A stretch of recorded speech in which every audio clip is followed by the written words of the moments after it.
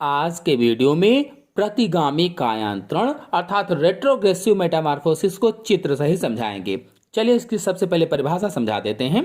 तो ऐसा परिवर्तन जिसमें एक सक्रिय लार्वा एक गतिहीन वयस्क में रूपांतरित हो जाता है उसे ही प्रतिगामी कायांतरण कहा जाता है।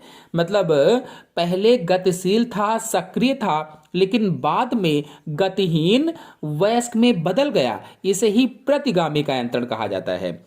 मतलब ये हुआ कि लार्वा स्टेज में जो जटिल अंग थे या जो जटिल अंग होते हैं वयस्क स्टेज में वे गायब हो जाते हैं या कम हो जाते हैं, उसे ही प्रतिगामी कायांतरण कहा जाता है। आपको बता दें, एसिडियन प्राणियों के लार्वा में कार्डेट लक्षण पाए जाते हैं। जो एसिडियन जंतु होते हैं, इन जंतुओं के लार्वा में कार्डेट्स के लक्षण पाए जाते हैं। इसके कायांतरण से स्थानबद्ध अपविकसित प्रौढ़ बनता है। स्थानबद्ध यानी वहीं पर, अपविकसित यानी जो विकसित ना हो ऐसा प्रौढ़ बनता है। और कायांतरण के समय लार्वा के नोटोकार्ड, नर्व कार्ड और मायोटोम्स विलुप्त हो जाते हैं। जब उसका कायांतरण होने लगता है, मेटामार्फोसिस होने लगती है, काया पलट होने लगता है, तो उसके नोटोकार्ड, नर्व कार्ड, मायोटोम्स विलुप्त हो जाते हैं। और इस प्रकार के कायांतरण को ही